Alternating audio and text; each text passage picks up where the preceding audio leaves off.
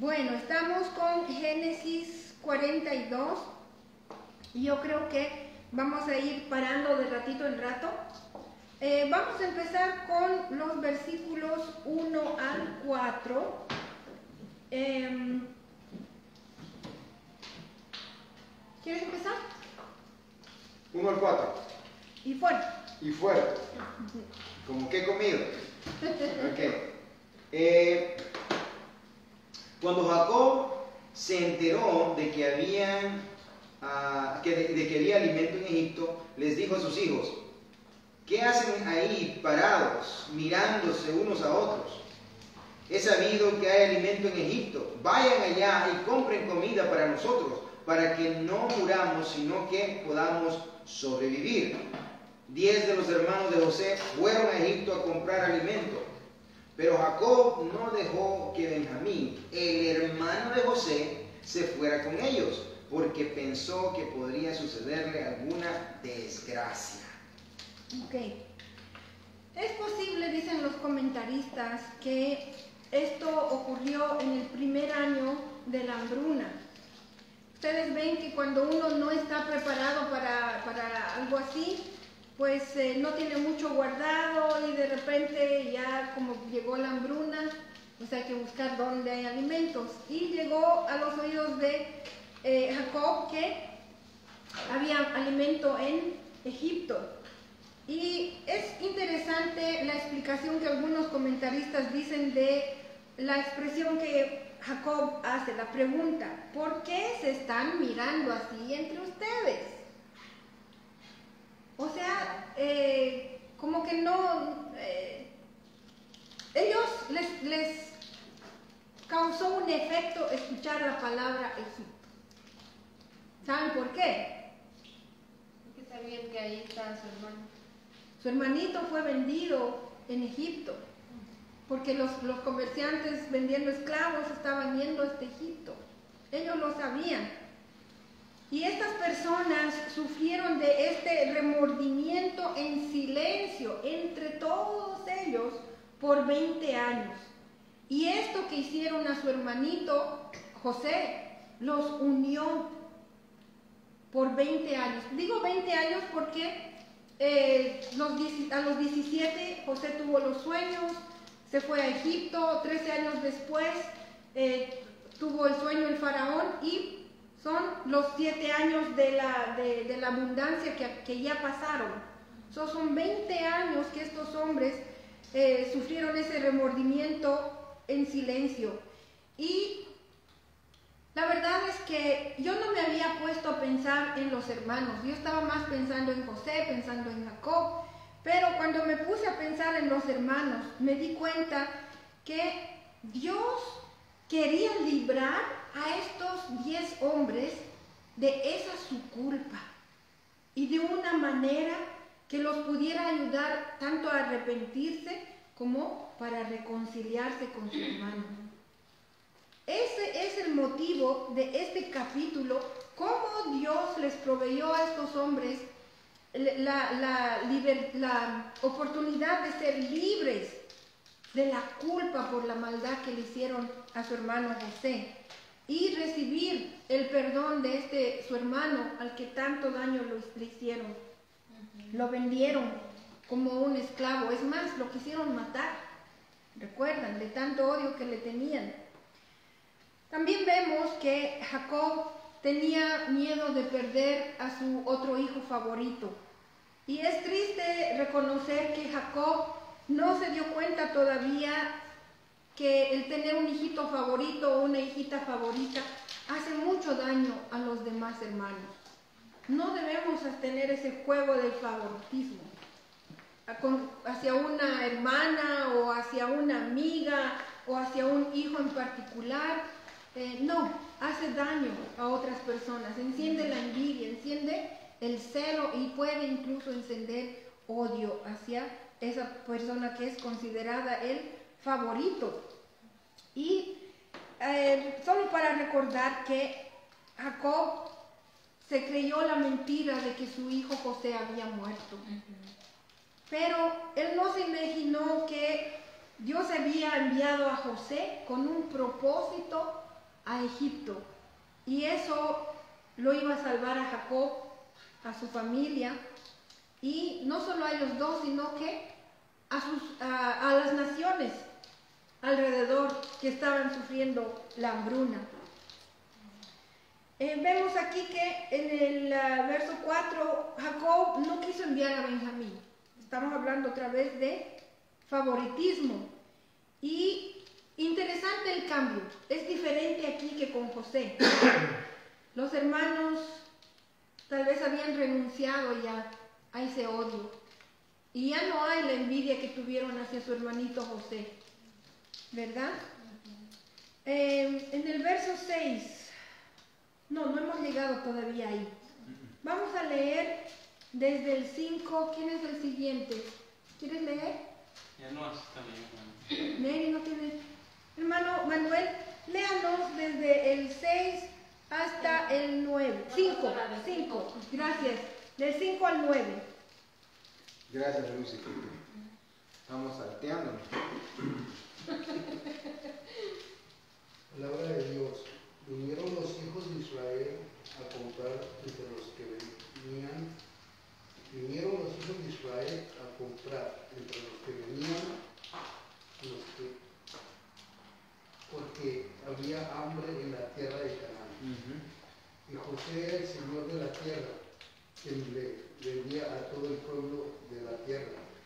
Y llegaron los hermanos de José y se inclinaron a él rostro a tierra. Y José, cuando vio a sus hermanos, los conoció, mas hizo como que no los conocía, y les habló ásperamente y les dijo: ¿de dónde habéis venido? Ellos respondieron: de la tierra de Canaán, para comprar alimentos. José, pues, conoció a sus hermanos, pero ellos no le conocieron. Hasta ahí vamos a llegar. La Biblia es bien clara en todo esto que estamos leyendo, pero en el verso 6 y en el verso 10 que vamos a ver más adelante, quiero hacerles notar que los sueños de José se cumplieron. Sus hermanos se inclinaron ante él. Y 20 años atrás, estos mismos hermanos, los 10 hermanos, hicieron todo lo posible para que esos sueños no se cumplieron y por eso quisieron matarlo a José. Pero Dios se encargó de que esos sueños se cumplieran porque José se mantuvo fiel a Dios. Amén. Y eso lo vamos a ver en Génesis 40 y... bueno, estamos ahorita en Génesis 42, sí. Y esos sueños están en Génesis 37, los versos 19-20, cuando José describe sus sueños, cómo se inclinaron ante él, y ahora lo estamos viendo cumplirse. Increíble, increíble. Pero, como les digo, es que José se mantuvo fiel a Dios.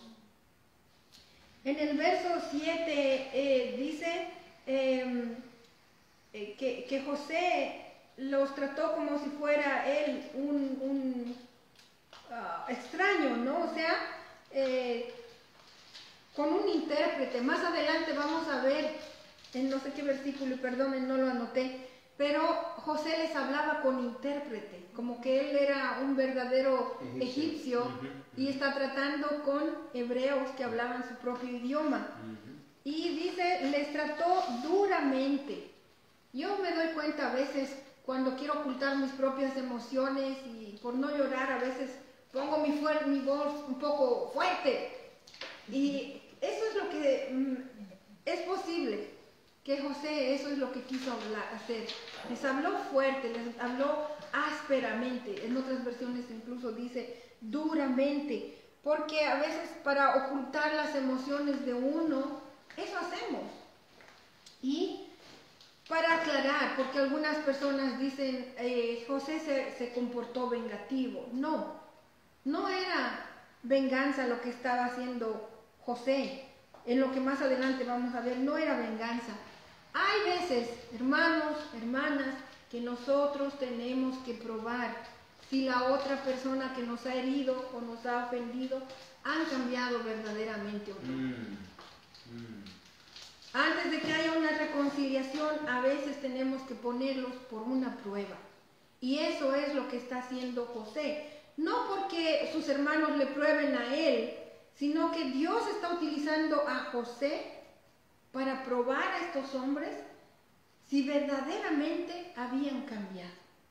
Y así la reconciliación y el perdón de José iba a fluir a través del Espíritu mismo de Dios.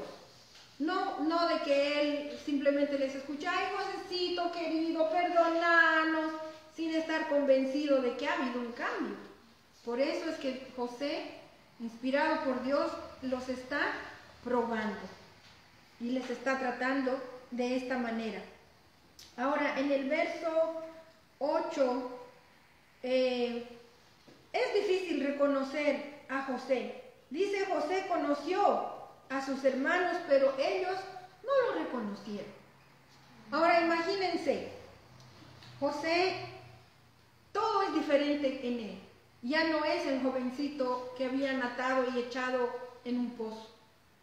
Es todo un hombre ahora, de 37 años creo, o de 30 años, 37 años.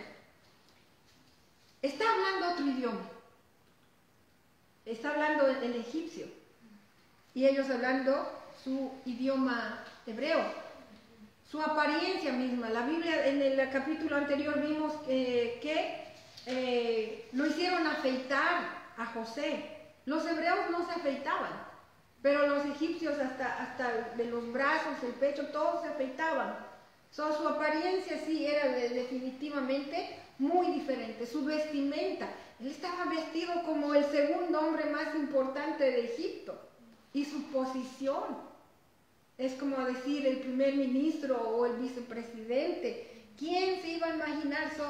Incluso la interrogación de José no permite que sus hermanos, ni queriendo, no lo hubieran reconocido. Vamos a seguir los versos 9, vamos a ver hasta dónde llegamos. Vamos hasta el 9 al 13. Hasta el 14, perdón. Me dijo el Espíritu Santo, amén. Entonces se acordó José de los sueños que había tenido acerca de ellos y les dijo, espías sois, por ver descubierto del país, habéis venido a ellos. Le respondieron, no Señor nuestro, sino que tus siervos han venido a comprar alimentos. Todos nosotros somos hijos de un varón. Somos hombres honrados, tus siervos nunca fueron espías. Pero José les dijo, no para ver lo descubierto del país habéis venido. Y ellos respondieron, tus siervos somos 12 hermanos, hijos de un varón en la tierra de Canaán, y he aquí el menor está hoy con nuestro padre, y otro no aparece.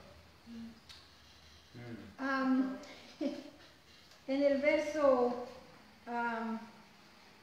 9 dice que José recordó sus sueños y eso le ayudó a José a tener más confianza en Dios para saber mejor cómo debía proceder con sus hermanos. Y en el verso 13 se ve que sus hermanos son todavía mentirosos, aunque dicen somos hombres honestos, pero mienten acerca de José, porque cuando dice y el otro no aparece, da a entender más como que el otro ha muerto, no es que esté desaparecido. Ahora, eso que no está muy claro, ¿verdad? Pero eso le intriga a José como para preguntarse qué le han dicho ellos a mi papá acerca de mí. En la nueva versión internacional dice y el otro ya no vive. Imagínense. Hay una diferencia de traducciones. Es que la palabra que utiliza es un poco difícil. Por eso es que algunas versiones dice ya no vive y otras que ya no aparece y Por eso es que José está preguntándose, ¿qué le han dicho a mi padre acerca de mí? Y la otra cosa que le hace pensar también, ¿cómo estarán tratando a mi hermanito Benjamín? Y lo vamos a ver en un momento. Paramos en el 13. Vamos a ir del 14 hasta el 20. Y José le dijo, eso es lo que os he dicho, afirmado que soy espía. En eso seréis probado, vive Faraón, que no saldréis de aquí, sino cuando vuestro hermano menor viniere aquí. Enviad a uno de vosotros y traigad a vuestro hermano y a vuestro quedad preso, y vuestras palabras serán probadas si hay verdad en vosotros, y si no vive Faraón, que sois espía. Entonces los puso junto en la cárcel por 3 días. Bueno. Hasta el 20. José los... ¿Sigo? No. Y el tercer día le dijo José, haced estoy y vivid, yo te amo, Dios. Yo temo. Si oís hombre honrado, quedé presos en la casa de vuestras cárceles, uno de vuestros hermanos y de vosotros, id y llevad el alimento para el hambre de vuestra casa. Pero traéis a vuestros hermanos menores y serán verificadas vuestras palabras y no moriréis. Y ellos lo hicieron así. Otra vez, bastante clara toda la palabra del Señor. El verso 18 dice que los puso en la prisión por 3 días. Leyendo los versículos anteriores, no sabemos si José estuvo en la prisión 2 años o más.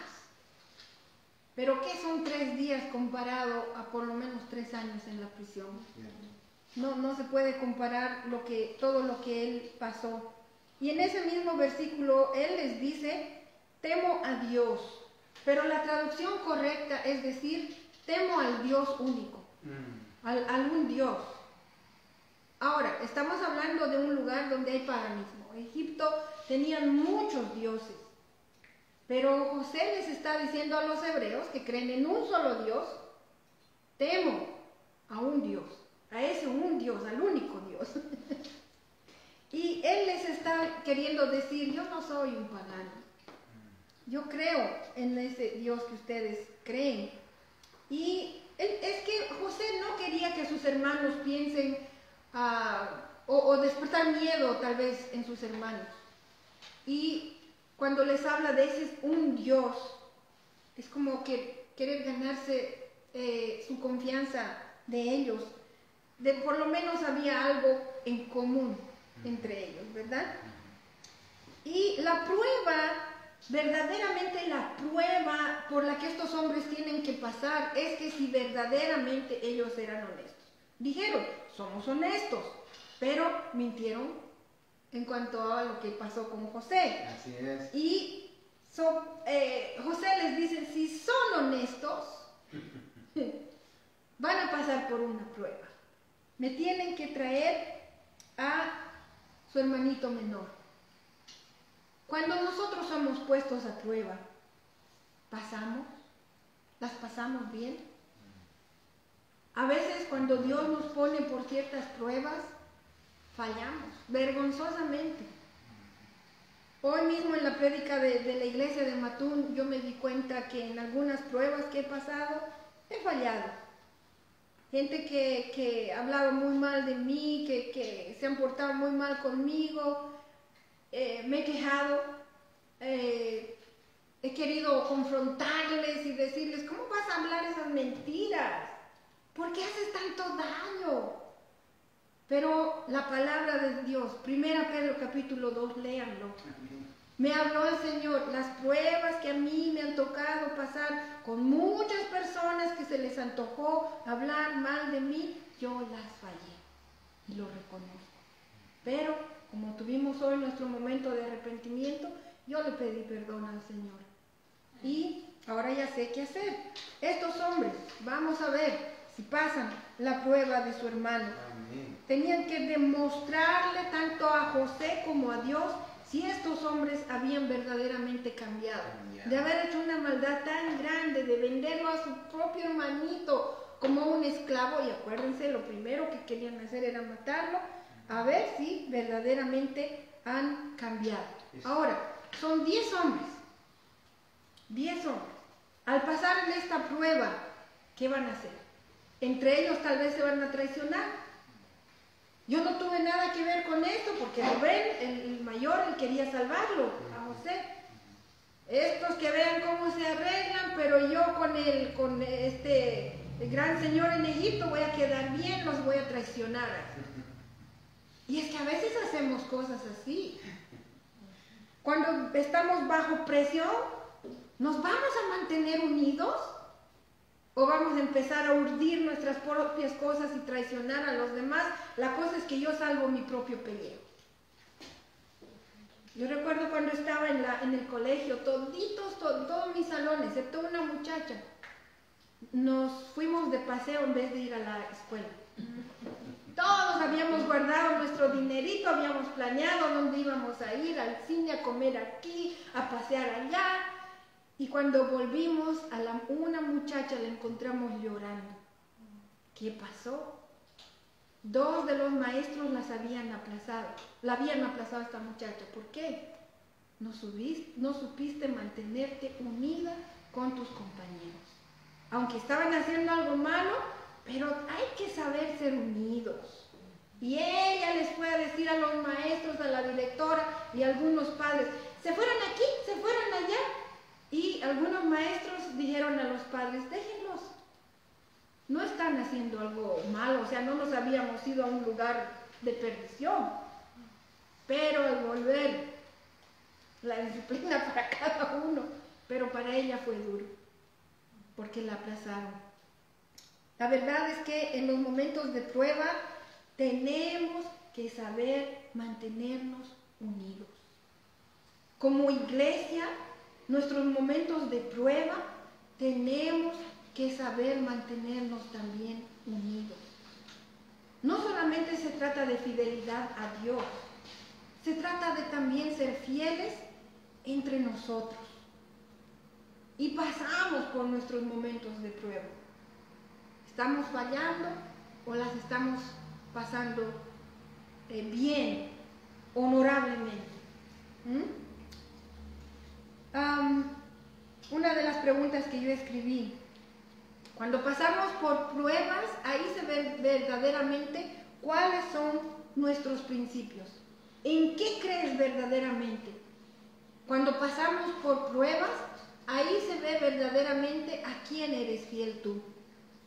Las pruebas que muchos hermanos cristianos están pasando en este momento, en países donde odian, verdaderamente aborrecen a los cristianos, ahí se ve verdaderamente a quién son fieles. Pues no se trata solo de ser fiel al Señor. ¿Van a ser fiel a su pastor? ¿Van a ser fiel a sus otros hermanos?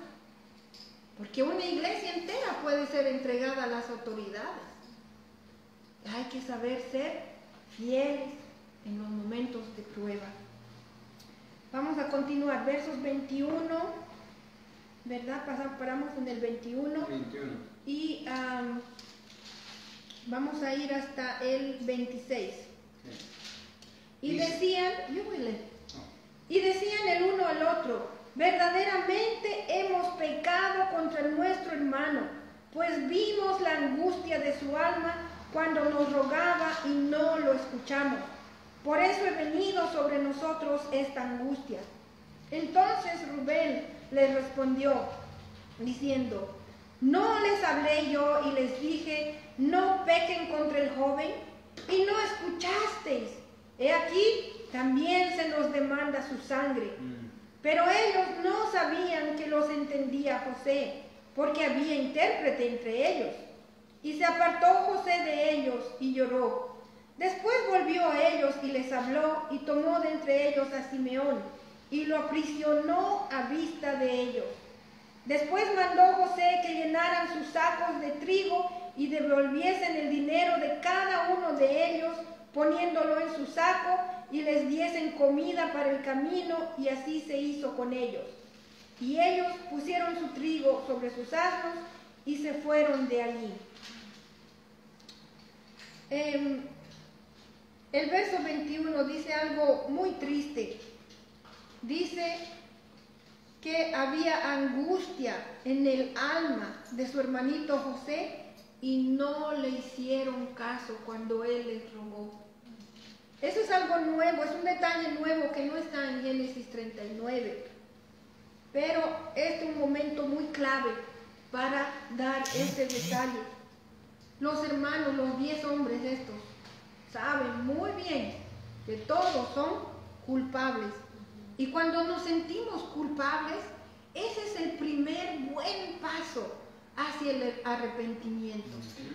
Sintieron remordimiento por el mal que le habían hecho a José y a su padre Jacob. Exacto. Yes. Ese remordimiento es algo muy bueno, porque ese remordimiento, esa culpa nos puede llevar a arrepentirnos.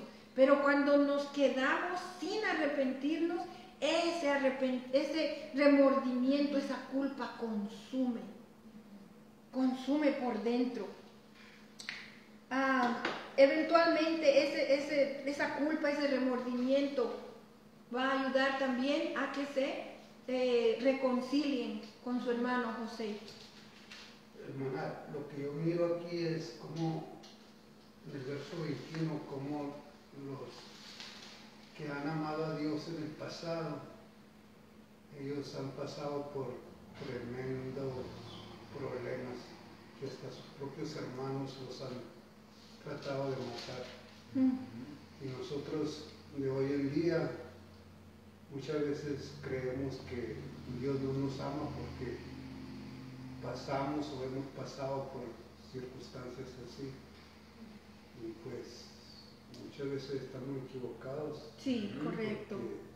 Porque a los hermanos del pasado, ellos fueron maltratados de una forma que uno puede decir, pero ¿cómo puede ser eso verdad si ellos eran escogidos de Dios? Pero aún los escogidos de Dios sufren. Correcto, correcto, hermano. Gracias. Vemos que estos hombres, como dice la Biblia, cosecharon lo que ellos habían sembrado. Esto está en Gálatas. Vamos a ir por un momento al libro de Gálatas. Si hay alguien rápido con su Biblia, Gálatas capítulo 6. Ya llegué. ¿Ya llegaste? Vamos a leer solo los versos 7 al 10. ¿Gustan anotarlo? Dice, no se engañen, pues Dios no puede ser burlado. Todo lo que el ser humano siembre, eso también va a cosechar. Así es. Porque el que siembra para su carne, de la carne segará corrupción. Mas el que siembra para el Espíritu, del Espíritu segará vida eterna. No nos cansemos, pues, de hacer bien, porque a su tiempo segaremos si no desmayamos. Así que, según tengamos oportunidad, hagamos bien a todos y mayormente a los de la familia de la fe. Amén. En los versos 23 al 26 sabemos que José era un hombre, ahí mismo Génesis lo dijo, un hombre sabio y entendido. Y José planeó todos estos eventos y Dios así lo permitió. Entonces, a veces apresurar ese proceso de reconciliación no es bueno, no hubiera ayudado a nadie. Y en todo caso José no está demostrando ni resentimiento ni odio por todo lo que él está haciendo en esos versículos que acabamos de leer. A veces hay que ayudar a algunas personas a ayudarse, a arrepentirse verdaderamente, y así uno puede tener una reconciliación completa. A veces, especialmente en situaciones de abuso, cuando hay una persona que abusa y la víctima, ¿qué hacen? Rapidito les perdonan. y esa persona no se ha arrepentido verdaderamente. A veces, cuando uno ha sido víctima de algún tipo de abuso, hay que saber ser firmes y tener ese tiempo que esa persona piense en el mal que ha hecho, y si Dios permite la reconciliación, Dios quiera que esa persona se haya arrepentido verdaderamente. Dice, bueno, vamos a continuar con los versos 27 hasta el 35. Cuando llegaron al lugar donde acompañarían esa noche, uno de ellos abrió su bolsa para darle de comer a su asno, y ahí en la abertura descubrió su dinero. Entonces le dijo a sus hermanos: me devolvieron el dinero, miren, aquí está en mi bolsa. Los otros se asustaron mucho y temblando se decían unos a otros: ¿qué es lo que Dios nos ha hecho? Al llegar a Canaán, donde estaba su padre Jacob, le contaron todo lo que había sucedido. El hombre que gobierna aquel país nos trató con rudeza, al tal grado que nos acusó de ser espías. Nosotros le dijimos: somos gente honrada, no somos espías. Además le dijimos: somos dos hermanos, hijos de un mismo padre. Uno ya no vive y el menor se ha quedado con nuestro padre en Canaán. Entonces el hombre que gobierna aquel país nos dijo: con esto voy a comprobar si en verdad son gente honrada. Dejen aquí conmigo a uno de sus hermanos y vayan a llevar alimento para calmar el hambre de sus familias. Pero a la vuelta tráiganme a su hermano menor. Así comprobaré que no son espías y que en verdad son gente honrada. Luego les entregaré de vuelta a su hermano y podrán moverse con libertad por el país. ¿Sigo? ¿Y qué versículo te queda? 35. Ok. ¿Lo leo el 35? No, está bien. Ok. Les puso de vuelta su dinero a cada uno en su bolsa. ¿Es o no es una manera de probarles? Claro que sí. Más que no lo sabían. No, pues ellos no lo sabían. No lo sabían. Esa sí que es una prueba también. Y si alguien te hace algo así, ¿cómo respondes? ¿Cómo respondes va a demostrar qué hay en tu corazón? Si uno se queda calladito, no dice nada, ahí hay mentira, ahí hay engaño. O uno trata de decir: uy, es que pensé que se lo había dado, pero no se lo había dado, o sea, está mintiendo. Ahí se ve que hay en el corazón. Otro va a decir: oh, wow, me dieron mi dinero, me lo guardaré antes que se den cuenta. ¿Ve? Ahí somos verdaderamente probados en situaciones como estas. Y vamos a ver cómo responden los hermanos. Dios está probando los corazones de estos hombres. Cuando dice en el verso 28, tenían mucho miedo. A mí, encontrarse su dinerito de lo que acaban de pagar, más tienen ahí todo ese alimento, más que les mandó alimento para el viaje, están yéndose a su casa, pero tuvieron miedo. ¿Por qué? Les estaba pasando cosas buenas, pero ¿por qué tuvieron miedo? Porque se iba a dudar de su rectitud, de su honradez. Tenían miedo porque tenían su culpa. Oh, exacto, si ya tenían su culpa encima. Tenían su carga en la conciencia, sí. como si hubieran hecho algo malo. Ahora, cuando le cuentan todo esto a Jacob, diferente de lo que pasó cuando desapareció José, le mintieron a su padre, pero en esta vez Simeón se quedó y dijeron toda la verdad. Toda la verdad. Si me permiten, voy a terminar yo del 36 hasta el final. Y dice: entonces su padre Jacob les dijo: me han privado de mis hijos. José no parece, ni Simeón tampoco. Y a Benjamín le llevaréis. Contra mí son todas estas cosas. Aquí, en este verso dice: acordémonos qué le dijeron los hermanos a Jacob acerca de José. Le mintieron. Está muerto. Con semejante mentira, muchas cosas murieron en el corazón de Jacob. Es por eso que yo valoro mucho, mucho la verdad. Y es importante que todos lo hagamos. Valoremos la verdad. Cuando yo era niña, habían cosas muy fuertes en mi casa y ya de jovencita me vine a enterar de la verdad. ¡Wow! Me liberó, me quitó una carga muy grande haberme enterado de la verdad. Pude entender mejor a mi mamá, a mis hermanas, en fin, al resto de mi familia. La verdad es muy liberadora. No solo para mí, pero pues liberadora para todos.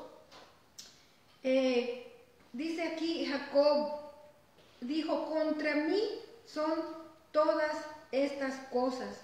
¿Qué hay en esas palabras? Él se está atribuyendo la culpa de todo esto. No. ¿No? Todo lo que está pasando es contra mí, o sea, es para hacerme daño a mí. Como que le están haciendo daño a él. Se está quejando. Se está quejando. Tenemos que tener mucho cuidado con la queja. En Proverbios, en una de mis series, yo hablé, Dios aborrece la queja. No debemos de estarnos quejando. Entre las personas de esta historia, el que menos tenía razón para quejarse era Jacob. Jacob, primeramente, él era escogido de Dios por encima de su hermano Esaú. Sin embargo, dice, todo esto es contra mí. Jacob es un hombre extremadamente rico. Sin embargo, se atrevía a decir, todo esto es contra mí. Jacob era un hombre sano, aunque ya con bastantes años, sano. Pero no, pobrecito, todo fue contra él. Jacob tenía todavía sus otros 10 hijos. Sin embargo, se está quejando que todo era contra él. ¿Quién es el que debería de haberse quejado verdaderamente? José. Todo lo que le pasó a él no se compara con lo que le pasó a su padre Jacob.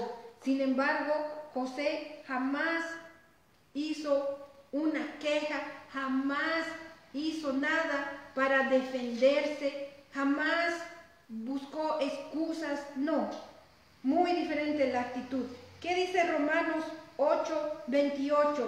Y sabemos que a los que aman a Dios, todas las cosas, aún las cosas feas, aún las cosas difíciles, aún los momentos amargos, les ayudan a bien. Esto es, a los que conforme a los propósitos de Dios son llamados. Verso 37. Rubén habló a su padre diciendo, harás morir a mis 2 hijos si no te lo devuelvo. Entrégalo en mi mano, que yo lo devolveré a ti. Jacob le dijo, no descenderá mi hijo con ustedes, pues su hermano ha muerto y él solo ha quedado. Y si le aconteciere algún desastre en el camino por donde vais, haréis descender mis canas con dolor al Seol. La verdad es que aquí vemos una actitud de Jacob muy difícil, porque a él no le interesa su hermano, su hijo Simeón. Se preocupa por Benjamín, está bien, pero no le importó que Simeón potencialmente se hubiese quedado por el resto de su vida ahí prisionero en favoritismo. Egipto. Y con esa actitud Jacob tampoco está demostrando su confianza en Dios. Vamos a ver en los capítulos siguientes cómo es que todo lo que le pasó a Jacob, y aunque se ha quejado, pero le va a ser devuelto. Tanto su hijo José, la esperanza de seguir viviendo porque van a un lugar donde hay alimento, también su relación con Dios también es restaurada, es sanada. Amén. ¿Alguien quisiera voluntariar para cerrar con una oración? Lo podemos.